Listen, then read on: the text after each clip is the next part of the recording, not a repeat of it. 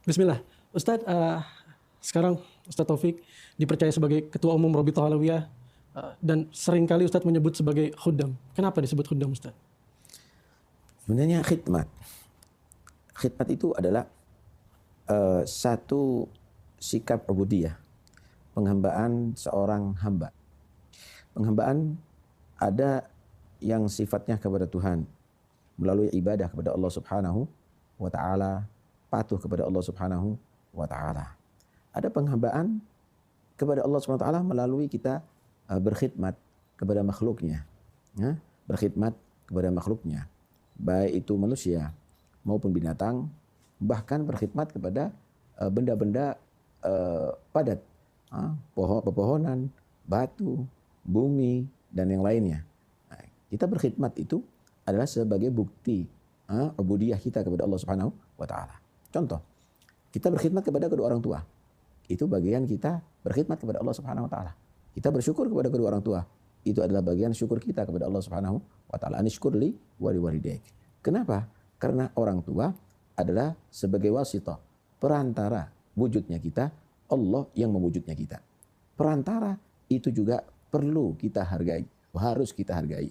Karena siapa yang mengingkari atau mengkufuri perantara, maka syukurnya kepada pemberi nikmat itu akan ditolak oleh Allah Subhanahu wa taala. Karena itu Allah perintahkan perantaranya dikhidmatin, itu adalah sebagai bentuk khidmat kepada Allah Subhanahu wa taala. Perantaranya disyukurin, itu adalah satu bentuk syukur kepada Allah Subhanahu wa taala. Begitu juga ilmu. Hakikat pemberi ilmu adalah Allah Subhanahu wa taala. Guru adalah perantara untuk murid tadi itu mendapatkan ilmu dari Allah Subhanahu wa taala. Nah, kapan kita berkhidmat kepada guru, itu adalah sebagai satu bentuk khidmat kepada Allah Subhanahu wa taala. Bersyukur kepada guru, itu adalah satu bentuk syukur kepada Allah Subhanahu wa taala. Begitu juga Sayyidina Muhammad sallallahu alaihi wasallam, perantara untuk kita kenal kepada Allah Subhanahu wa taala. Kapan kita berkhidmat, cinta kepada Nabi Muhammad, taat kepada Muhammad, itu adalah bagian taat kepada Allah, khidmat kepada Allah, cinta kepada Allah Subhanahu wa taala. Man yuti'ir rasul faqad ata Allah. In kuntum tuhibbuna fattabi'uni yuhibbukumullah. Begitu juga adalah penerus-penerus Nabi Muhammad sallallahu alaihi wasallam, para aulia, para ulama, ahli bait Rasulullah, para sahabat Rasulullah, mereka adalah perantara kita untuk kita cinta kepada Nabi Muhammad,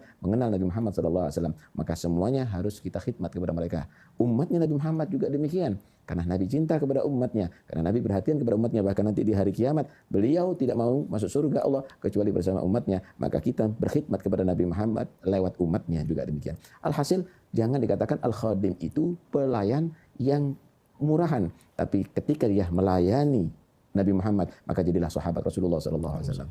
Ketika mereka itu melayani para aulia, bagaimana? Pelayan-pelayan daripada Nabi Isa alaihissalam, maka disebut hawari. Mereka adalah orang-orang terhormat, pelayannya umat Muhammad. Mereka adalah aulia Allah. Mereka adalah orang-orang yang saleh, pilihan daripada umat ini semuanya. Karena itu jangan sedikit pun merasa terhina kalau disebut khadim umat Muhammad atau khadimul muslimin, khadimul muslimin. Maka itu adalah satu kehormatan. Bahkan Nabi SAW bersabda, Sayyidul Qaum khadimuhum.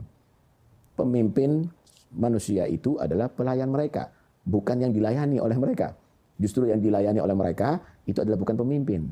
Gambarannya, dokter itu melayani pasien yang sakit, tapi orang yang sakit itulah yang dilayani. Karena itu sebenarnya yang menuntut umat untuk melayani dia itu sakit sebenarnya, bukan dokter itu semuanya. Bukan dokter, itu dokter yang melayani orang yang sakit. Begitu logikanya begitu.